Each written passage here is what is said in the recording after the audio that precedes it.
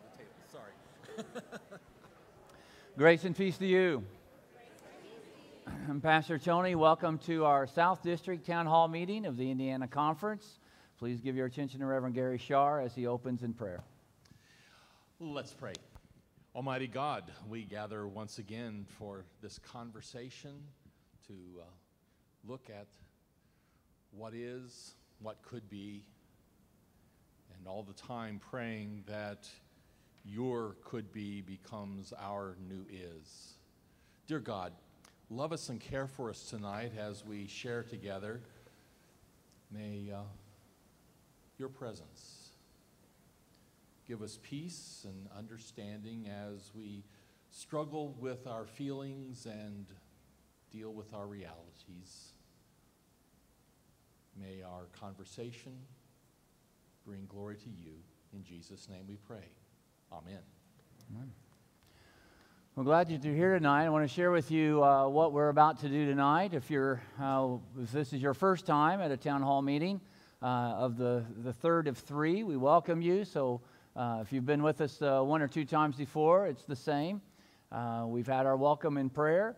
For the next 20 minutes or so, we'll be sharing the explanation, the process, what we're going to be doing this evening, and the content of the discussion.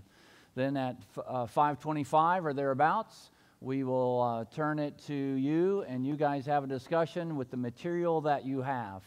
Over the course of that 35 minutes that you have for your discussion, as you listen to one another, as you discern where God might be leading you in your church, if you have any questions, you'd pick a table leader, and that person would write down a question or two or three, and then at the last 30 minutes would be an opportunity for you to ask questions. And then at 6:30, we'll be as close to 6:30 as possible. If there's a line, if there are 3 or 4 people waiting to ask questions, we'll honor the 3 or 4 that are there, asking that no one else get in line, and then we'll close out. So that's our agenda tonight. Just want to share with you how decisions are made. First of all, we are not making any decisions tonight. This is not a voting body for anything. This is simply a town hall meeting where we try to come and ask questions and hopefully get them answered and maybe have more questions along the way. But your local church, the main body of your local church is your administrative board or administrative council. It is your administrative board and your administrative council that makes decisions for your church. You have things such as a charge conference and a church conference where you invite the district superintendent to watch over that particular meeting, and charge conferences are coming up. Some of you had some. I know Gary had 2 today right before he came here. And those are... Only 3 more to go. 3 more to go. Only 3 more to go. So those are where major decisions are made. A charge conference, the voting members are the members of your administrative board.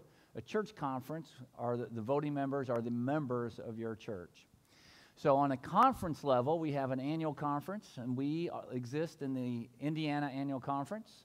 Every church or every charge sends a delegate or more to annual conference based on how many pastors you have.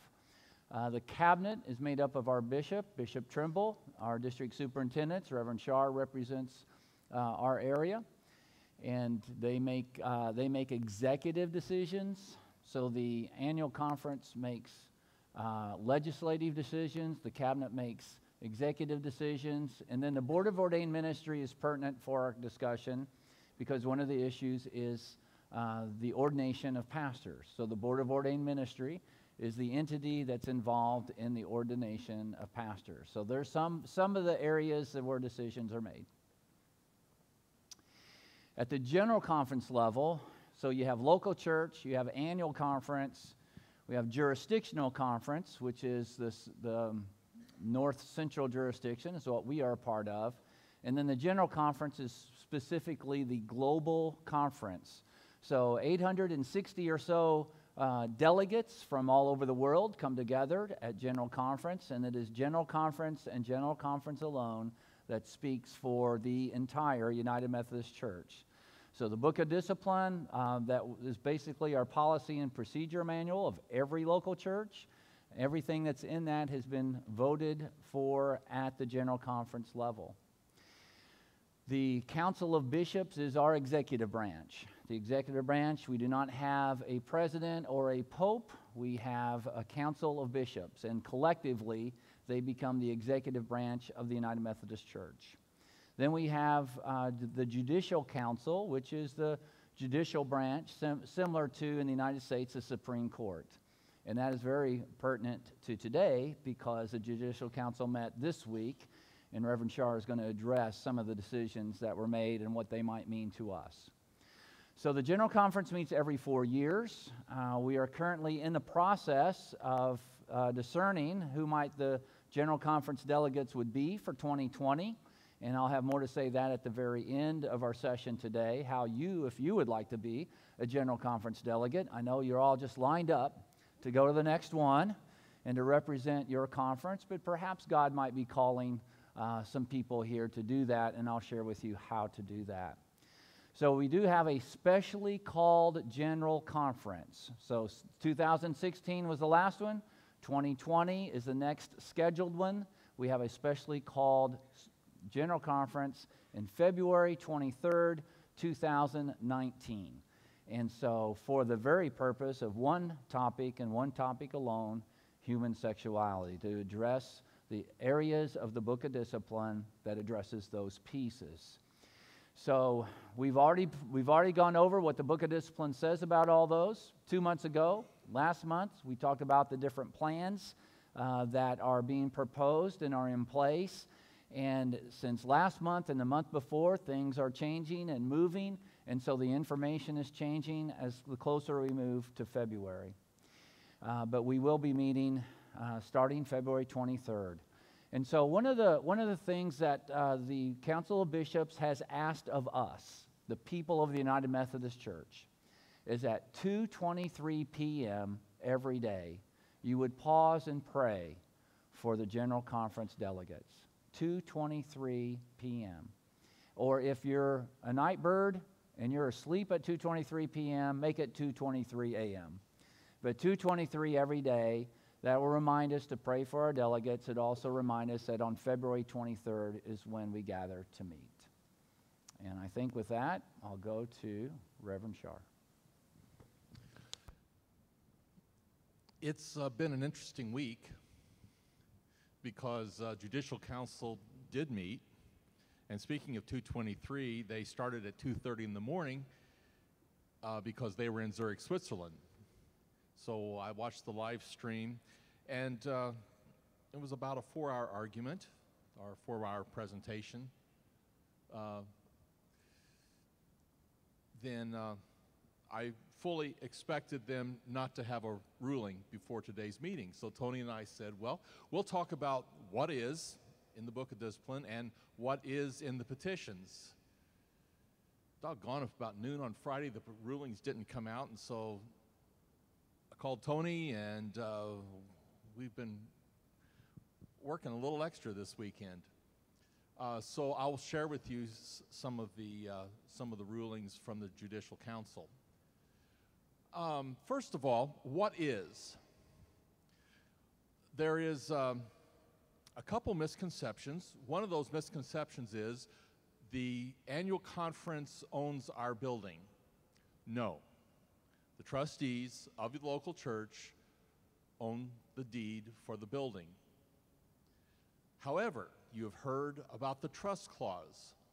John Wesley started this from his very first building that the Methodist movement bought in England. And if you remember, at that time, when he did that, the United States was British. We were not the United States. We were British. And so British law was our law. Therefore, that law became part of our foundational laws in the United States. And so it's just carried all through the years. What it is the local board of trustees holds that church in trust for the ministry of the United Methodist Church. We assume that all gifts that had been made to the church over the generations, and in many of our churches it's multiple generations, was given not to build a mausoleum, but to build a church where the ministry of Jesus Christ would happen and where people would come to know our living, loving God. Therefore, the trust is that you hold it in trust for the whole church, because the annual conference is the main body of the United Methodist Church. That's according to the Constitution.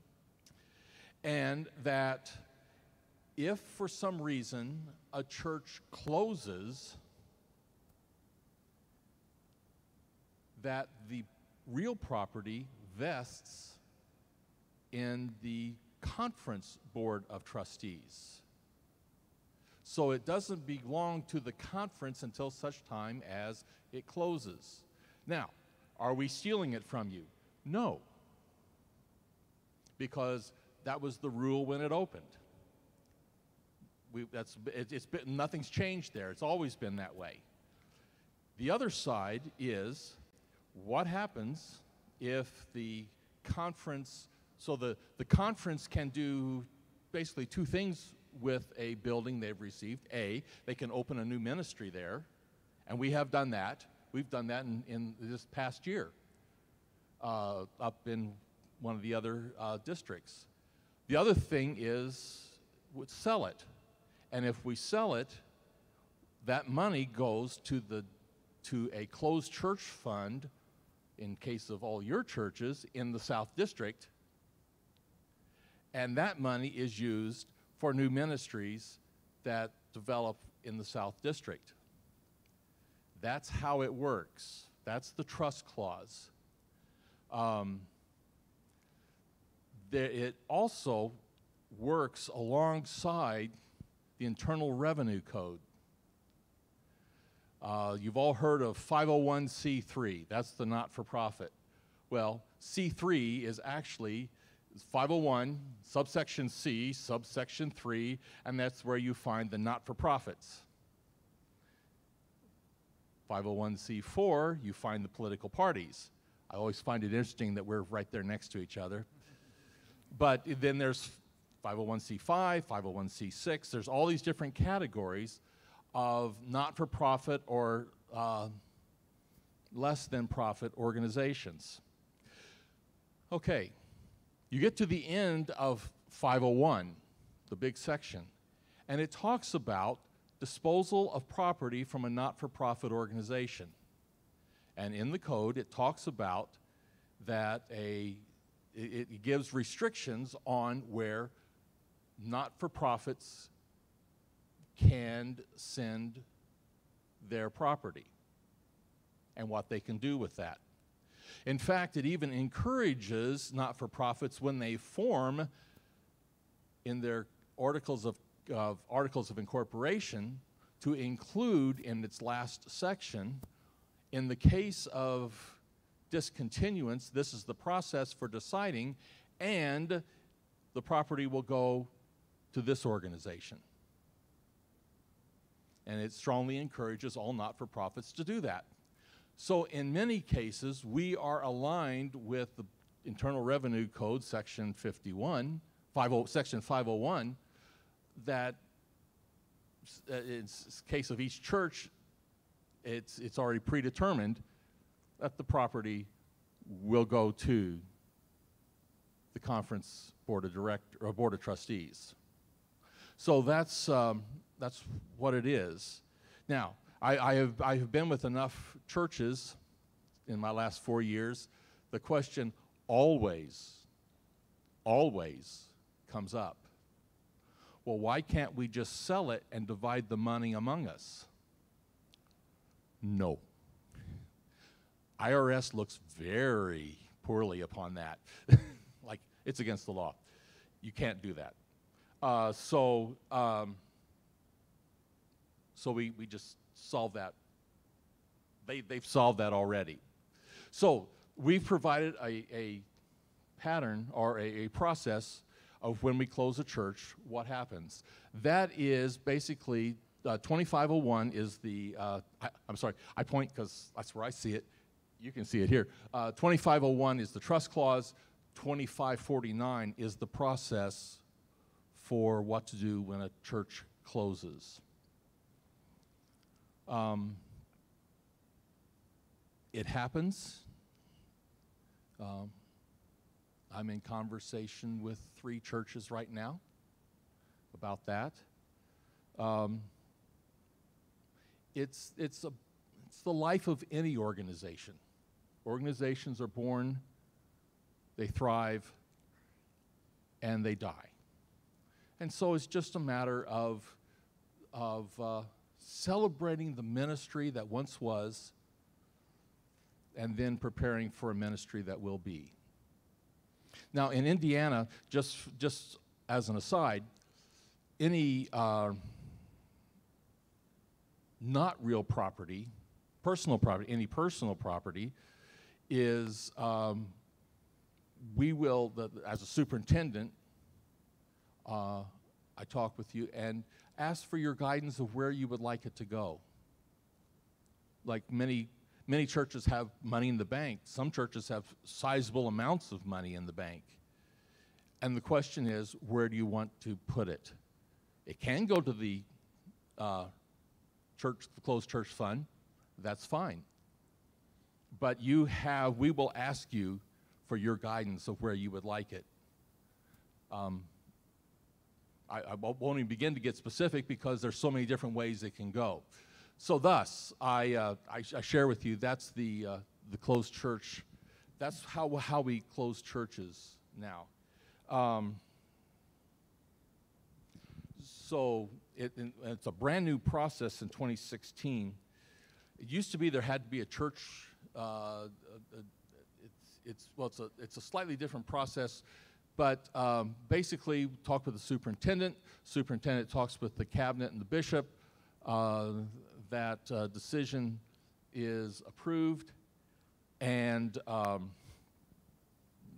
the discussions, the consultations are held.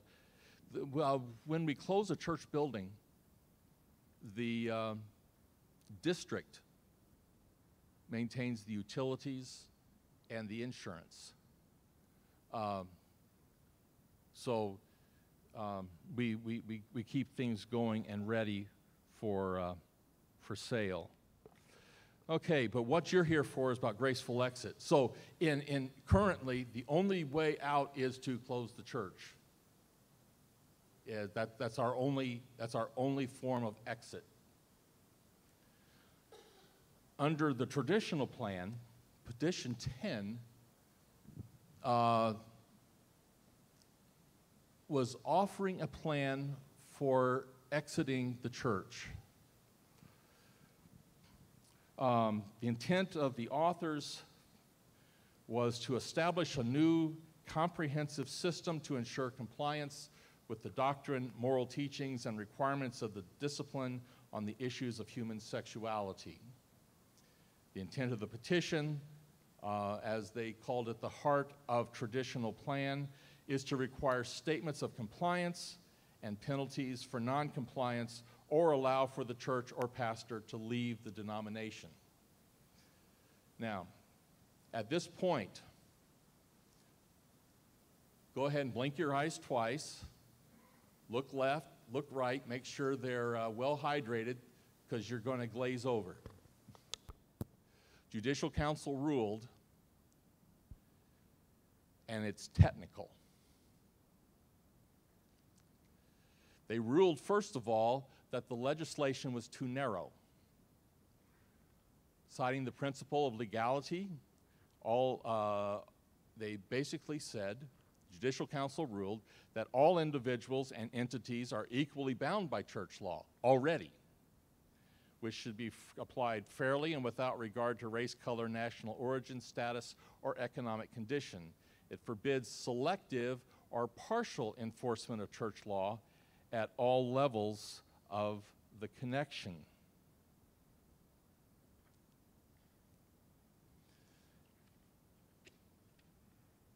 Oh, yeah, here we go. and demands that the discipline in its entirety be followed without distinction. So the problem was, as they're ruling it, you cannot just ask one question of a candidate for ministry, will you support this? You cannot ask of the bishop one question, will you support this? You cannot ask of the board of the board of ordained ministry, will you support this? This being our not allowing LGBT people into ministry. Do you support that? What they're saying is there's a whole list of things that we say we have to support, that the plan must include all of those things. So if you're going to inquire at that level into a candidate for ministry, the plan has to be to inquire into all of the things that that we are to comply with. So, like I said, it's a technical thing. They're not saying it's wrong. They're not saying they agree or disagree with the question. They're just saying that in our system, you can't ask. We don't have a one issue. It's not a one issue. You have to ask about all the issues, and that was their ruling. For churches that are looking for an exit, that was sections 10, 11, and 12 of Petition 10. Okay, here's where you start glazing.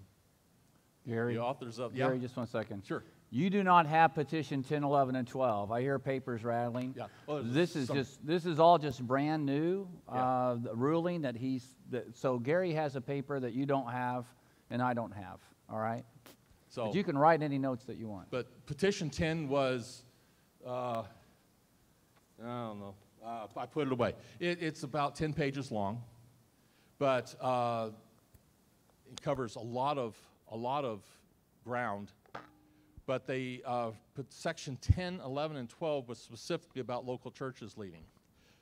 The petition does not address a local church going independent. That was not in the petition, but rather it speaks of, quote, a procedure for groups of local churches and individual churches to form new or join existing self-governing Methodist churches in the United States.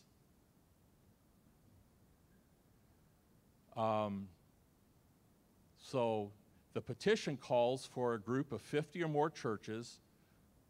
If 50 or more churches form a new self-governing, basically, denomination, then local congregations can join that group.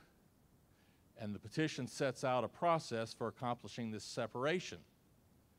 It was like a 55% vote of the church members. We don't have congregational meetings.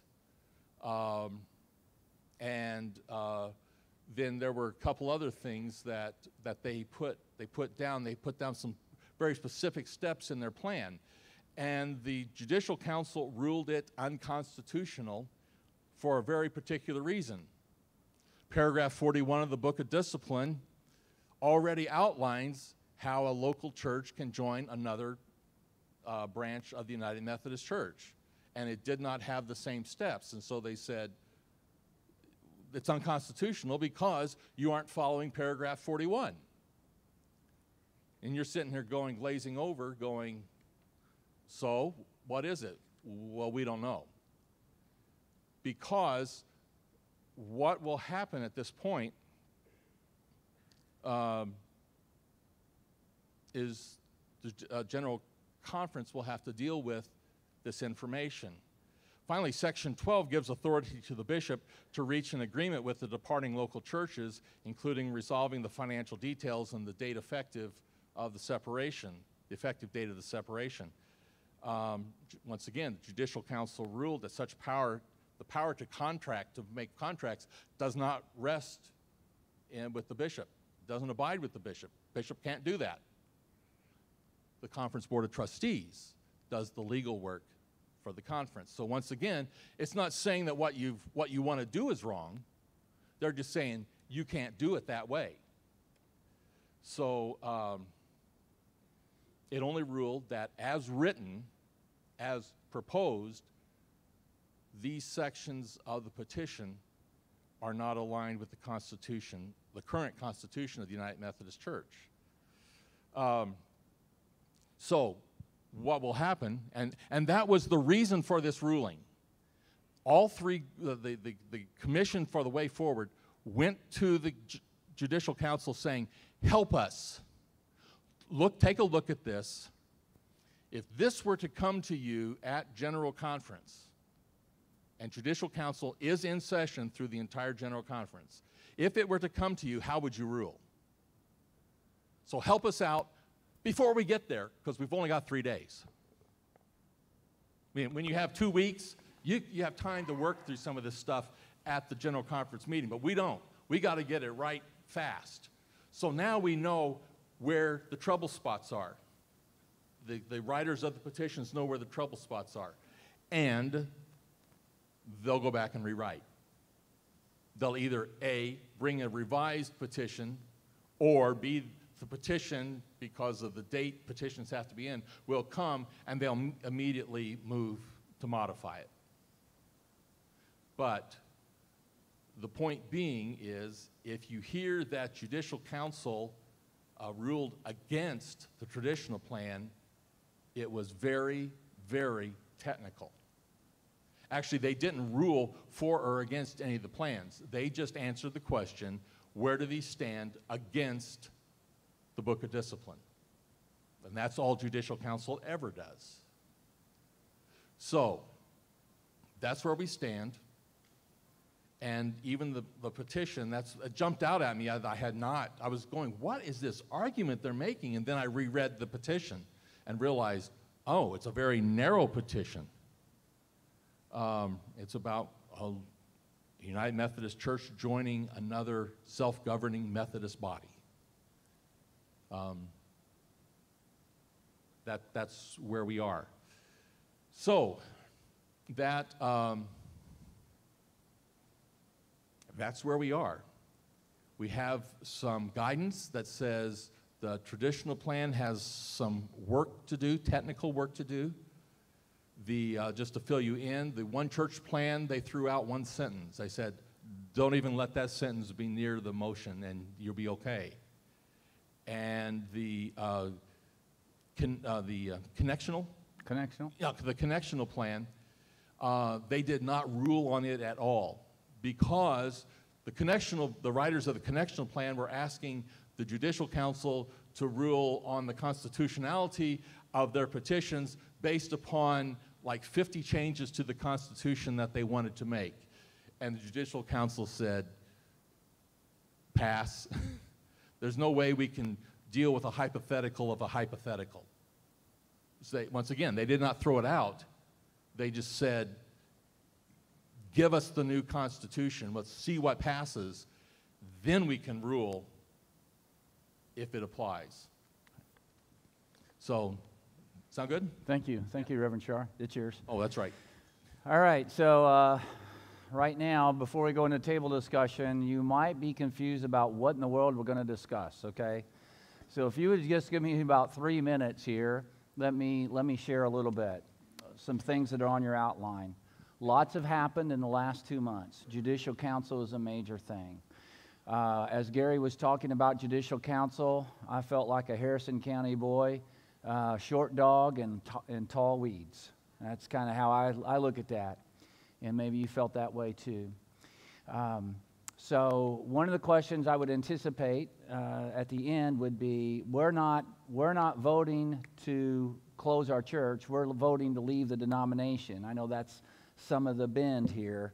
That is not an option. You have to close the church first, because your name of your church, United Methodist Church, that church as an entity has to close before you can become anything else. So that's just a process. So I know there's a lot of interest in this possibility of graceful exit. That may or may not pass. A couple of pieces, we have presented the One Church plan, the Traditionalist plan, the Connectional plan at the last month. Let me just share a possibility with you. It's very possible that one piece of legislation from one plan might pass, a piece from a different plan might pass, a piece from a different plan might pass, and something from a different plan completely might be presented and passed. And so a piece of legislation might be presented and completely changed by the General Conference. There is no way of knowing what's going to happen in February, but we know of some emphasis and possibilities. So as far as graceful exit, let me tell you some things that have happened. On your paper, there was a statement by West Ohio. I have just a short part of that statement. That statement from the West Ohio Conference have asked on February 23rd that the General Conference delegates vote on the graceful exit. Do that up front, apart from all the other plans. Do that, please. Then the next one is kind of the contrast of that. It's the African Council of Bishops who put together a statement. I have just a portion of that statement, and I've got the website for that for you if you want to look that up. But that statement basically, as I understand their statement, that they will encourage the delegates from Africa, the continent of Africa, which consists of 30% of the vote, to vote to not change the definition of marriage and to not vote for anything that would lead to what I understand as a graceful exit or anything that would split the denomination. So there's 30% of the delegates that have kind of said, the bishops of those delegates said, as a block, this is what our plan is in February. So those are two, West Ohio and the continent of Africa have two very different emphases that have come before the delegates. And then the other piece is two organizations. Neither one of them are officially United Methodist, but they are for United Methodist pastors, laity, and clergy. The Wesleyan Covenant Association, without going into a whole lot of detail, would be probably more in line with the Traditionalist plan. The Reconciling Ministry Network would be more in line with a more progressive plan of changing the language and of ordaining practicing LGBT community. Those are factions, those are interest groups, so to speak, within the denomination that many churches, pastors, and laity identify with. And I just share that with you. Those are just two of several. But I share those with you to say this is not a black and white issue. This is a spectrum of issues. There's a whole lot on the table. And so as you go into your assignment today, as your table discussions, there's just two questions. What's your hope for the United Methodist Church? Those are printed in red. What's your hope for your local congregation? Please have a discussion, not a debate. Please be respectful of everybody at your table. Please be respectful of their opinions and their insights and their thoughts. And the mindset that John Wesley had when we go into something like this is, as you have your discussion, make it a point to try to learn what the other person, someone who has a different opinion than you, know their opinion so well that you could argue it if they were absent. That's the spirit of this discussion. So I'll give you 27 minutes, and I'll be walking around. I'll be back in room 118 for those in the overflow. Thank you.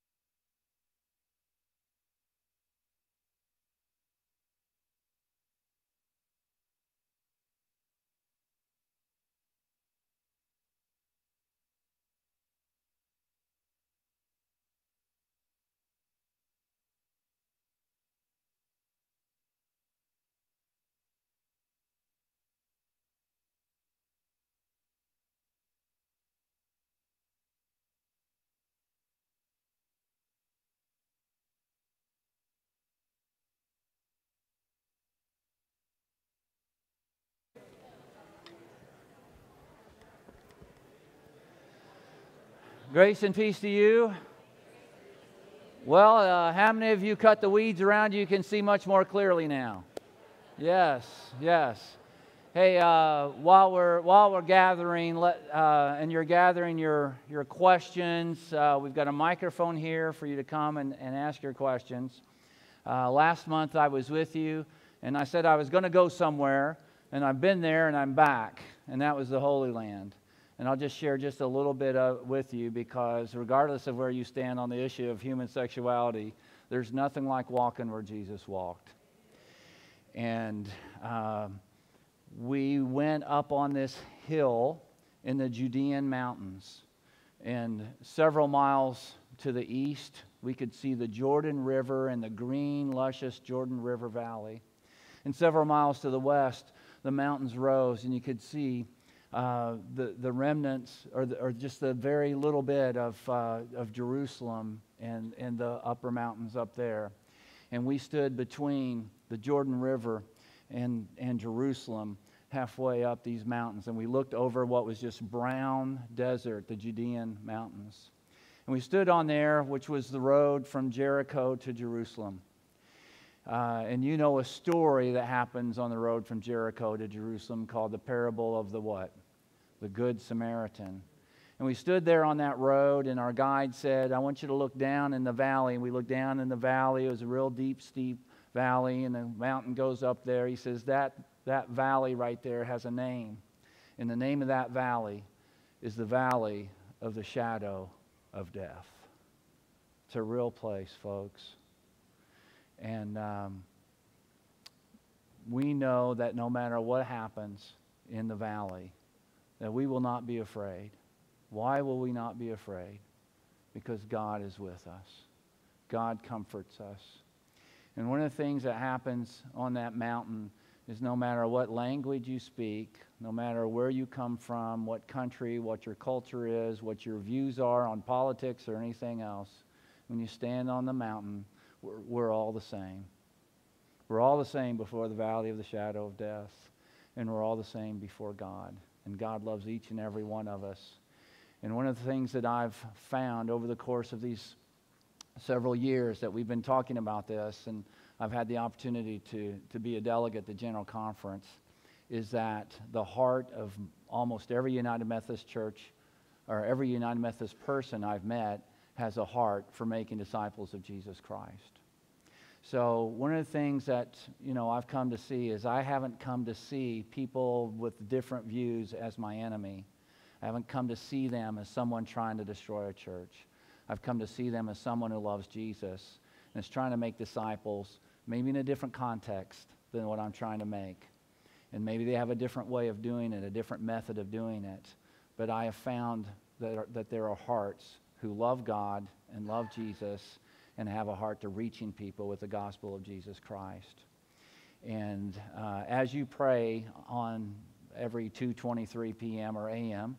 in the coming months leading up to General Conference, I'd ask that you pray for the heart of the United Methodist Church, that we would be a people who love God and love people and want to make disciples. So, with that, if anyone has a question, feel free to come and ask your question, and we'll do the best we can.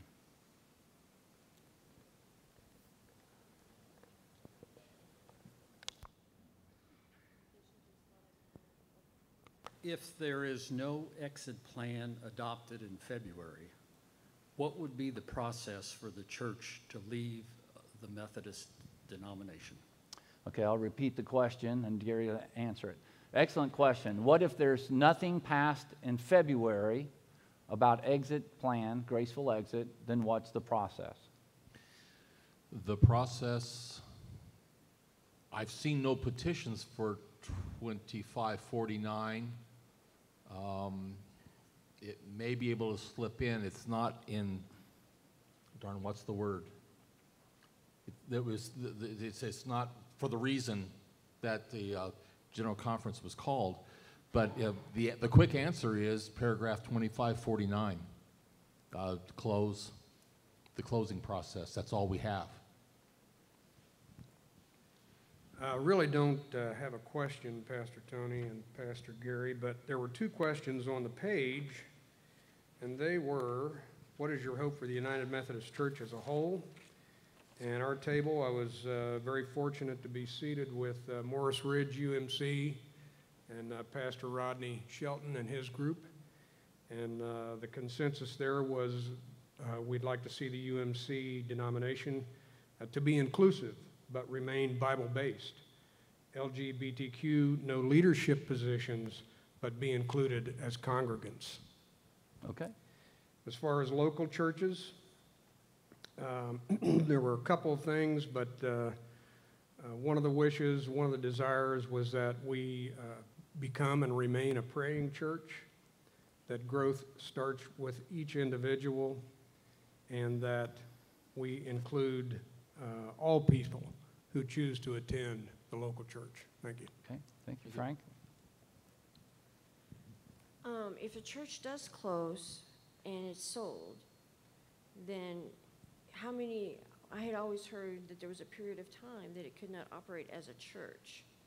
Will that still be, like if a church is sold, it could like 5 or 10 years until it can be reopened as a church again? Okay, let me repeat the question. That's an excellent question. If United Methodist Church closes, is there a period of time before that property can be used again as a church or a local congregation? Yes. Right? Okay.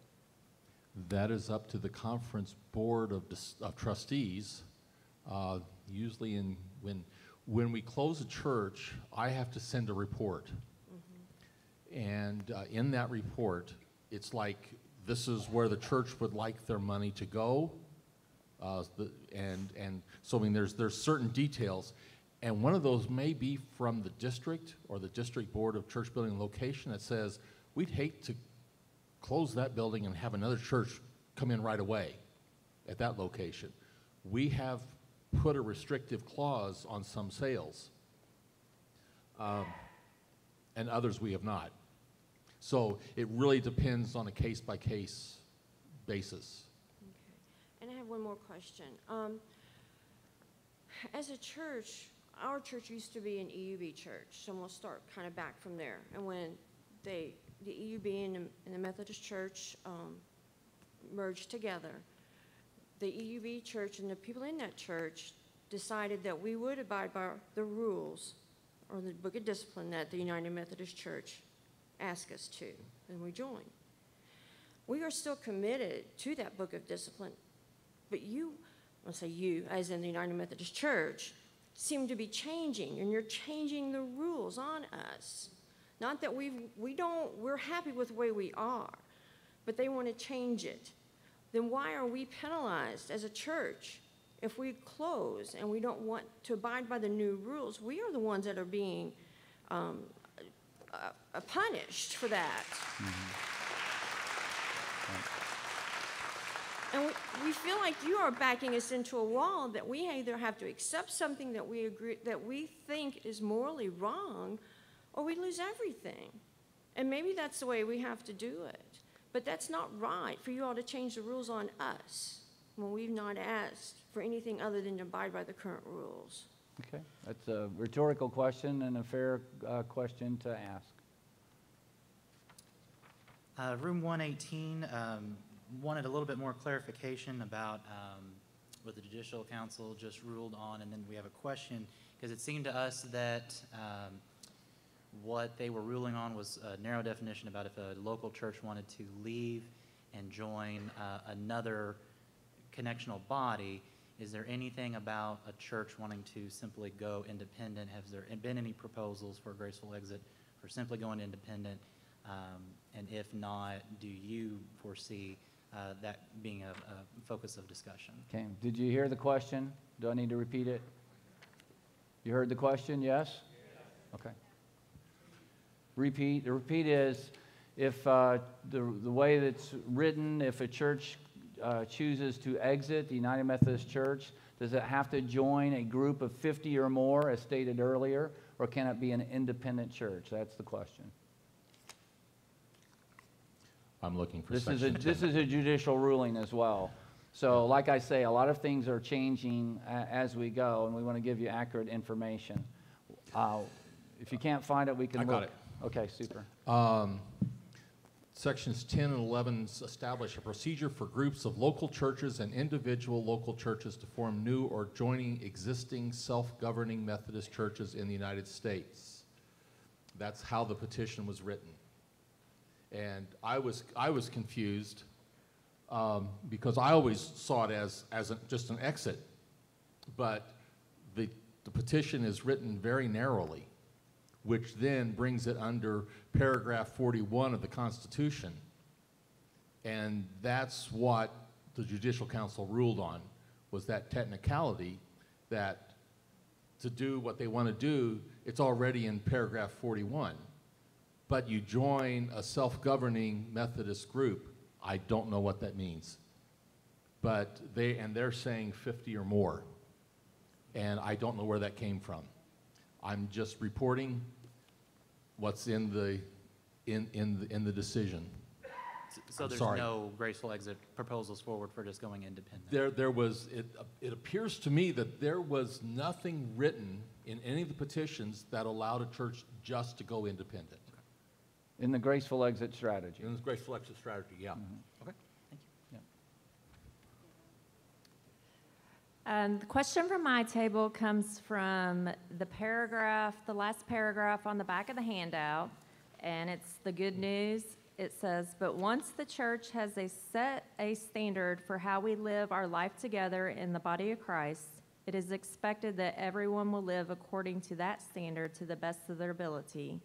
And the question based on that is, if this is the last sentence is true, why has it not been expected that everyone, including the bishops, live to the standard we have now? Okay, I haven't addressed this paragraph.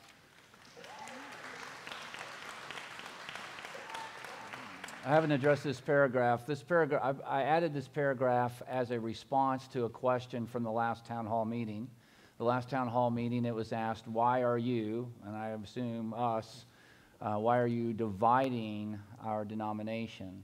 So this is just one answer that's out there about the current situation in the United Methodist Church. We've had nine annual conferences, and that number 9 doesn't mean like the entire annual conference voted to not comply with the standards of the Book of Discipline. And many times, one of these 9 would be the clergy session voted, or the Board of Ordained Ministry voted, or the Executive Committee on Ministry voted not to comply with the Book of Discipline. Of course, any vote not to comply with the Book of Discipline is out of order. However, they've taken those votes anyway. In 2 jurisdictions of the 5 in the United States. So this answers the question. We're already at an impasse or at a division. I've included a little bit of this here for that information to kind of help us know what we need to do something to move forward, either comply with the Book of Discipline or change the Book of Discipline. Those are really the only 2 things that would change the current state of the United Methodist Church. So currently we have the Book of Discipline and we have non-compliance with the Book of Discipline. That's what we have. So we need to remedy that one way or another. There's only 2 ways to remedy that. Have accountability built in so people comply with the Book of Discipline, or change the Book of Discipline so that we're out of the non-compliance situation. This is an opinion page from a certain group called Good News, and so I share that with you. So I don't have a specific answer to your question. This is an opinion from somebody. So your question is, why don't we comply? I'm not here to answer the question why we don't comply. I'm simply to say these are the current facts of our reality. There is non-compliance in the United Methodist Church.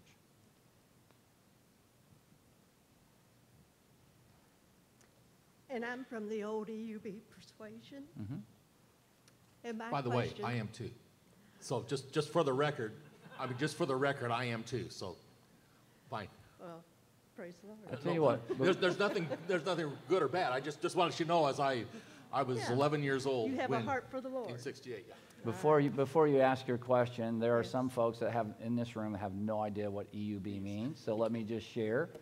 In 1968, the Evangelical United Brethren Church and the Methodist Episcopal Church, two separate denominations, in 1968 became one denomination called the United Methodist Church. So the word Methodist comes from Methodist Episcopal. The word United comes from Evangelical United Brethren, and so two words, and then we became one denomination in 1968.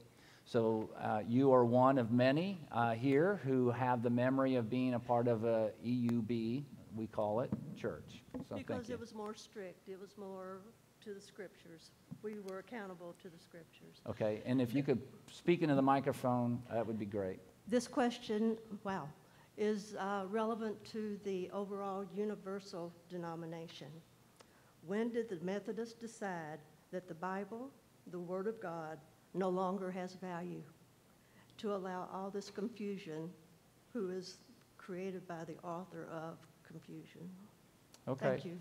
So that's that question is an assumption question that the United Methodist Church does not abide, or at least does not consider Holy Scripture of great value. And it is very clear in the Book of Discipline that the Holy Scripture is the highest authority as we go into who we are and what we're supposed to be. So the United Methodist Church values the Bible higher than anything else, which is a good thing.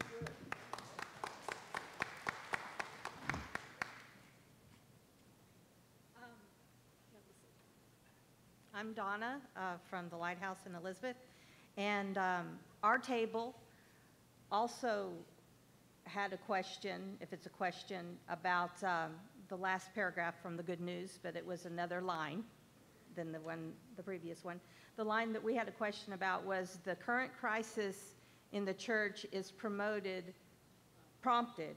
The current crisis in the church is prompted not by differences of belief, but differences of practice. And we thought that was interesting. We know why we see the differences in practice across the United Methodist Church, but we also see differences in belief.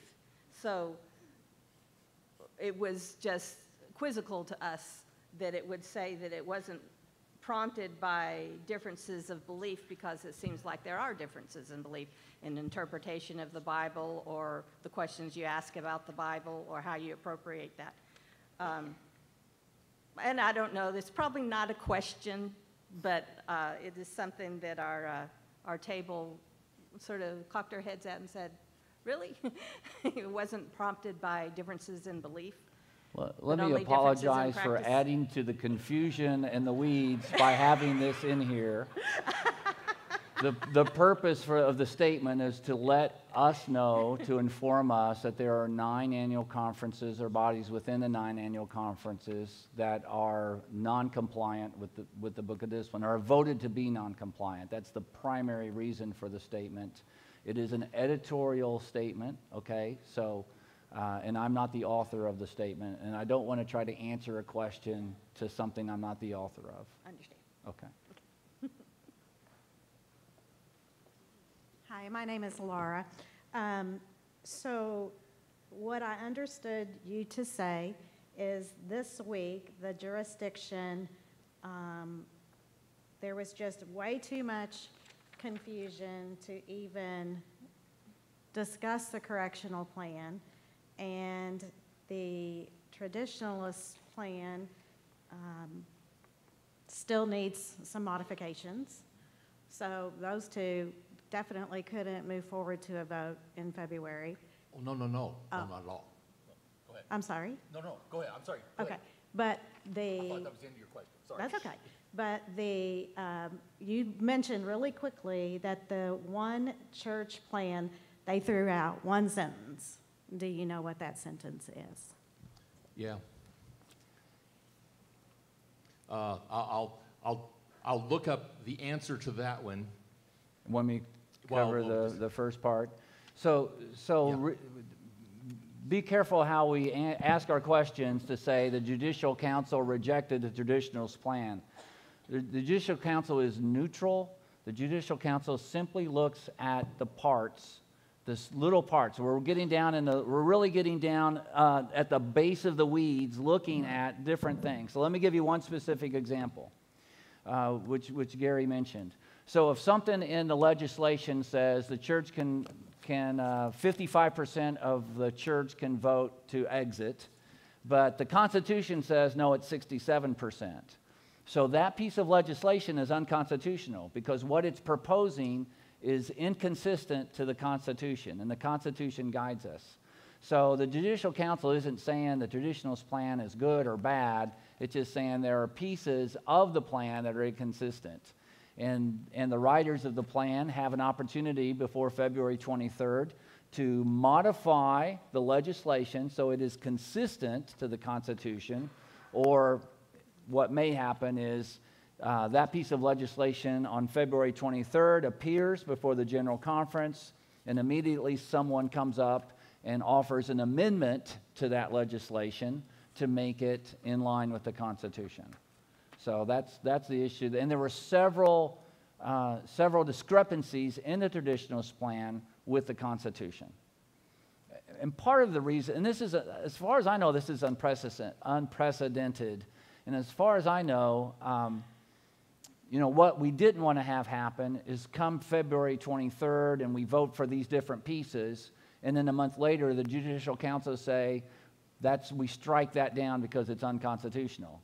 And so then we've wasted all that time and money and energy in February. So that's a piece of that. Want to go to the next? It's like a proofreading. It's a proofreading. The Judicial Council is proofreading, and it needs to be edited. All right? He's still looking? Have at it, Dave.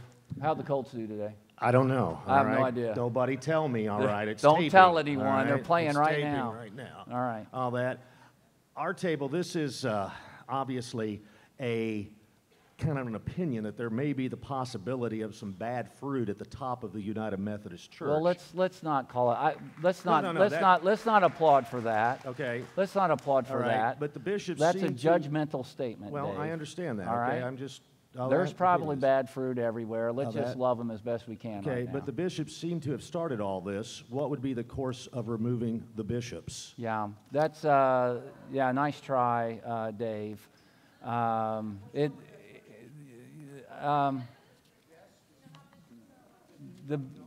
What's the process of remove? You want to remove all? You want to remove the position or just the people? Okay, there is a process. The process exists, and it takes a complaint. It is a judicial process. It takes a complaint, and there is a due process. So right now, there is a due process to remove any pastor or any bishop. That's in place. But it is a process. So that process can begin, and over the course of years, there have been pastors that have been removed or their credentials have been revoked for a variety of reasons. So I apologize. It felt very antagonistic in the way you presented it, and I apologize if I'm reacting defensively to that. Okay. We got the answer to the question a couple times ago. The one sentence, I'm sorry, is three sentences because it's in three different places. In petition 4, there was the statement, the bishop may choose to seek the non-binding advice of an annual conference session on standards relating to human sexuality for ordination to inform the Board of Ordained Ministry in its work. The bishop cannot do that. The Board of Ordained Ministry can ask for it, but the bishop cannot. The bishop cannot present business to the annual conference, only the boards. So, like I said, technical piece. It's not the bishop, it would be the Board of Ordained Ministry. Petition 8, similarly, clergy who cannot in good conscience continue to serve a particular church based on unresolved disagreements over same-sex marriage as communicated by the bishop and staff parish relations committee to the district superintendent shall be reassigned. The shall is that pastors are appointed by the bishops in consultation with the church and the staff parish committee. The shall, may would be perfectly fine, may be reassigned, but that's our current reality. So we already do that. So it's the shall that they response, and then the petition 13 says, provided, however, that any clergy session of an annual conference that votes on such matters shall not, without the consent of the presiding bishop, take up any subsequent motion on that issue during any called or special session of annual conference held within 30 full calendar months from the date of such vote, regardless of the outcome. You cannot limit one annual conference by the last. I mean, that's constitutional. It's paragraph 33. Every meeting of the annual conference is a new day. So whatever was said at the last one is only as good until the next one. Annual conference, general conference. All of those. Yeah. All those. So that's why those three were put aside. You can see, very technical. It's two words, and that was enough. Okay. Why has the United Methodist Church as a denomination learned any strategies, pitfalls, or best practices from the other major U.S. denominations that have faced this same divisional crisis within their denominations? Certainly, that's a judgment question, John. Why haven't we learned? I think we have learned. We've learned a lot from other denominations, and we are assessing. As we move forward, we do assess what other denominations are doing, but we do not bind ourselves to other denominations. Okay. My question is, under the 2 red points, you say that we can contact the Indiana delegates at this email address. Yes, Indiana delegates, the general conference, the current ones that are going to be representing you in 2000, what year? 19, are that email, right. And just, that goes to all of them, yes. So my question is, would you appreciate everyone's opinions, or do you want to be inundated? Certainly, you might as well. I mean, I get so many every day anyway. I might as well hear from you. That's why I have it printed here. So this is the way that individual people within the congregation Yes. can let you as a delegate know how they feel and what they want. Yes, and I read every one of them. Good deal. Okay, thank you. And let me tell you right now, it's half divided. All the emails I'm getting, because I'm getting them from all over the state of Indiana, and I would say right now it's about half traditionalist and half one church plan. I have a question. It's probably been asked 10 times already, but I would like to ask it maybe in a different way to have more clarity. What choices do we have as a church or as a pastor if the book of discipline is changed and we feel that we no longer can abide by that change? So what choices then do we have? Okay, excellent question. What choices? I'll let you address that. That's a super visual. That is why in the traditional plan they had the graceful exit. That was the answer to your question. Right. And it's not that it's gone. I mean, remember, it's not gone. It's just I like that proofreading. It's an incredible proofreading. And from a very important part, it's like your editor proofing. You can change it. You cannot. I won't print your book. But that is the point of the graceful exit and why it was inserted in their petitions, because they're wanting to say, this is the hard stand. If you don't like it, here's how you get out, because we don't really have a way out at the moment. Right. For pastors, you can retire or quit, retire and close your eyes and move to Arizona, or just quit, and then for local churches, the option is close. And so they were trying to provide that new option.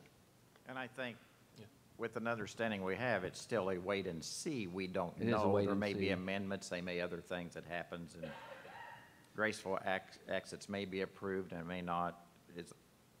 Yeah, when general absolutely. conference comes. We I mean, don't know. It's now back in the hands of the authors of the petitions, which will then end up at the voting pads of all the delegates. Yeah. And as far as what a pastor is to do, I would have a private conversation with your conference superintendent. Yeah. All right? It is now 6:30. We have 2 more people in line. We'll honor those 2, and we have just a few closing comments. Thank you so much for your patience. Please. This is more of a statement from our table, Yes. I guess, than it is a question. I'm sitting at a table with Potato Run United Methodist Church, which is a tiny little church in Heidelberg. Our question or our statement is, if we cannot just say we don't want to be a part of this, we want to be traditional, we would like to just leave. But you're telling us that in order to do that, our church would have to be closed. All of our property, all of our assets would go to the conference, and the church would sit there empty, right? How does the United Methodist Church justify maybe 40 empty churches sitting for years that could be filled and saving people and bringing in more to the field? How do they justify that? How can you just leave a church sitting? It's very simple. The Book of Discipline is written for a healthy church.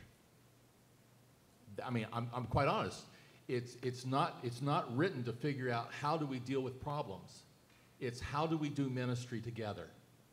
And therein lies the problem that we have right now. We never intended for there to be 40 empty churches. Right. We intended to be 40, 45, 50 as they continue to grow, and we need places closer where people are in need.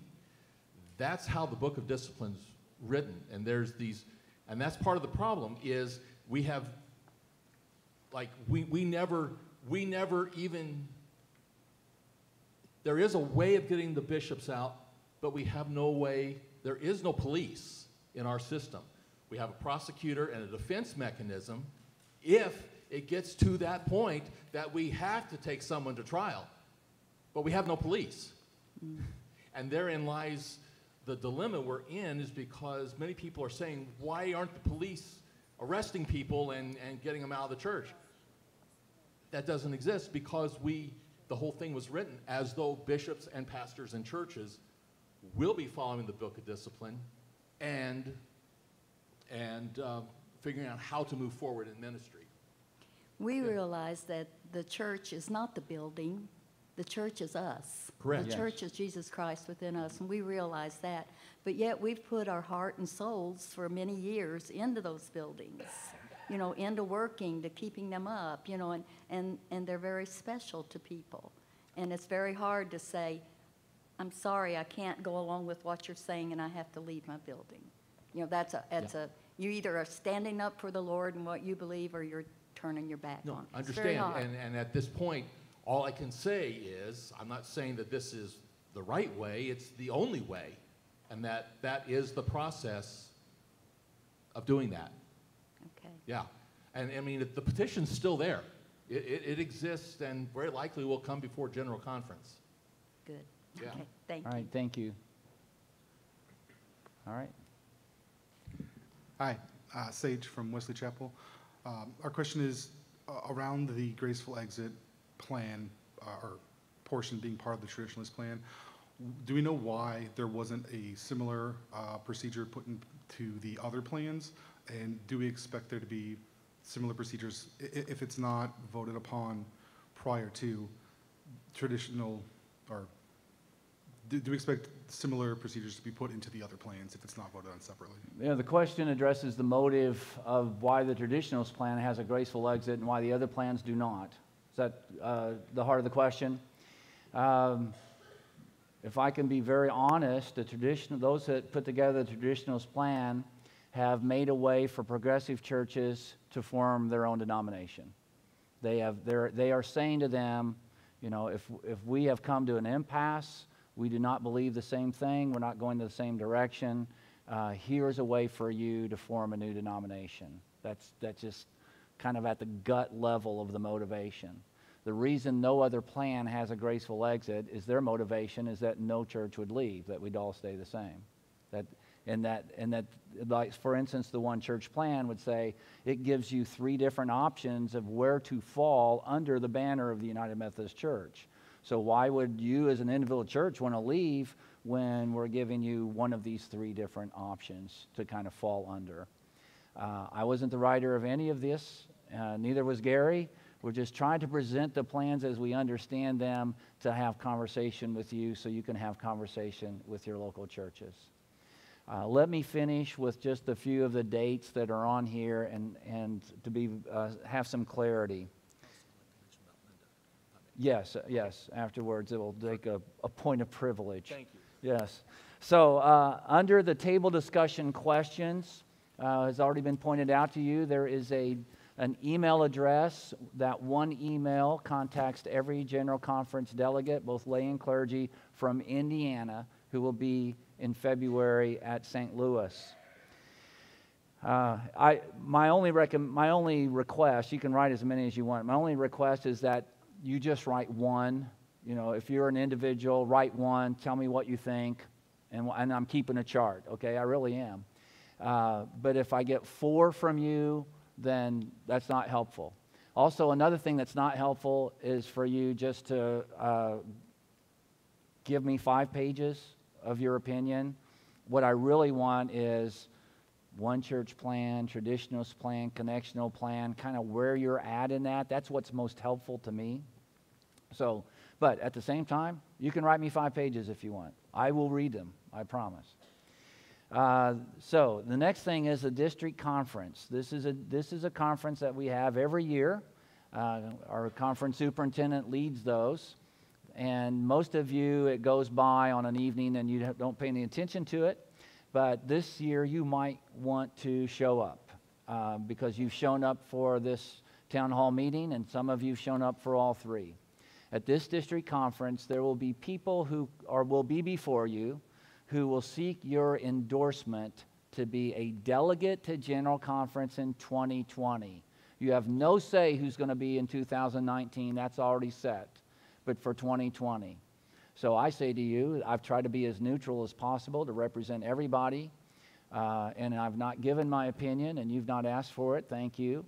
At this district conference, every delegate will have the opportunity to say, this is where I stand, and you can decide whether to endorse, is it 2 from each district? 2 lay, 2 clergy? I think it's 3 lay and 3 clergy. All right, so if you want to be part of the vote, someone asked me right before today, are we going to take a vote tonight? I'm like, no, but we are in at the district area. Not about this. Not about this, but about people. Don't be disappointed. Not about this. The issue is what 6 people, 3 laity, 3 clergy should we endorse? That will be. And that doesn't limit. It still means the other people can go and send it to the conference, but these 6 people will have the district's endorsement.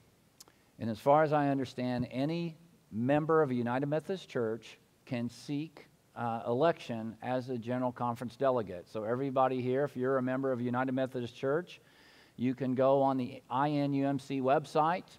There's a little tab that says Willingness to Serve. You click Willingness to Serve, you fill out the form, and you're automatically a candidate to be a delegate to General Conference. All right? So you can get up on the district conference and say, hey, endorse me. That has to be in by November 9th. I don't have that written on there, but that's what you need to do. If you want to be a delegate to General Conference in 2020, you need to submit that form by November 9th to get the district vote, but you don't have to get the district vote to do it. And the deadline is not until the spring. Bishop Trimble, your Indiana bishop, will be here in our district in January, on January 27th. If you were here at the first town hall meeting, you had a different location on your paper. It was originally at Scottsburg. It is not at Scottsburg because we had 474 people show up at our town hall meeting in August, and I just simply asked a question to Reverend Shar, can Scottsburg handle 474 people if that's how many people would show up? And we offered. And what Tony didn't know is Greg had already called from Scottsburg and said, Gary, I read it online. We can't have that many people. So, yeah. So Reverend Wagner was on top of it as well. So So anyway, that will be here. So that's a change of venue. So we will be hosting that. It will not be a town hall meeting, though. It will be a very different format. Bishop Trimble will be the one leading it. He's the one that decides the format. He has called it a night of prayer. Can you speak to what it looks like? I have not, Tuesday. I go to the Southwest's one. Okay. I'm going to the one in Southwest, and I'll see what it is. Since it's to the end of January, I've not put a whole lot of, I haven't paid much attention to it. I figure I got plenty of time to hear other districts and see what they're doing. Yeah. So anyway, it's a chance for you to hear your bishop on this particular issue and what he has to say. I don't know if there'll be a format for you to ask him questions, but he'll start out up here, and he has to exit that door. And, you know, he's got to go between you and the door, and you can ask him any question you want. I don't know that he'll appreciate me saying that. Will there be coffee? We will have coffee. We will have coffee. So the time will be 2:30. And I share a little bit about, I mentioned a Bible study, and people were interested in that. What does the Bible actually say about this? And I'm going to share that in January as well. You guys have been absolutely wonderful. Thank you so much. And here's what I know. Every one of you, I believe you love Jesus. I believe you love your Bibles. And I believe you love people. And sometimes the way we go about loving God and loving people can look a little different. But my prayer is that all of us would continue to have a heart for the people around us that don't know Jesus. Because our ultimate goal is that they might all go to heaven with us together. And we live in a hurting world. We live in a hateful world. We live in a world where folks go into a church or a synagogue or a Kroger and shoot people just because of their religion or the color of their skin. My prayer for us is that the people that do not know Jesus might see us as the people of the United Methodist Church and say, those people love God, those people love each other, and those people love me. There must be a great God.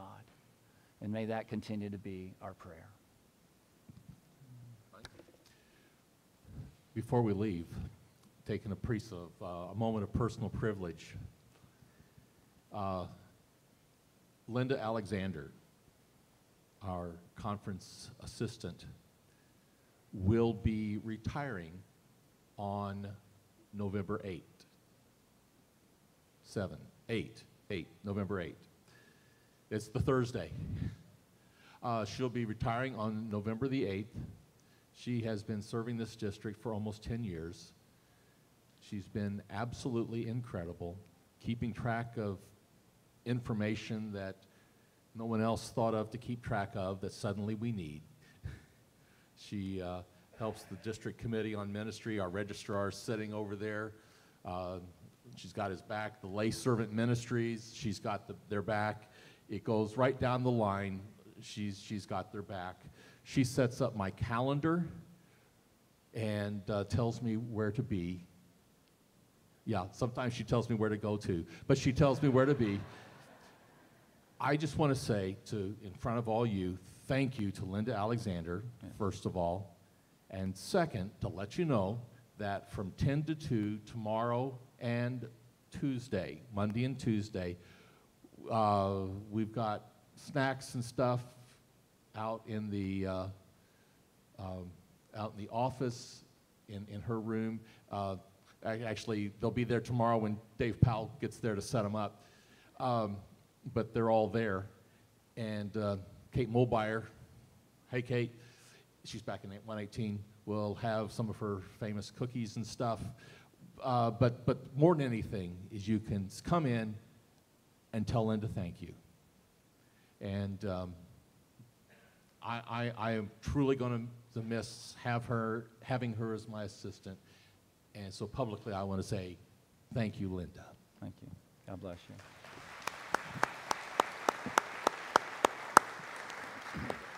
Go in peace.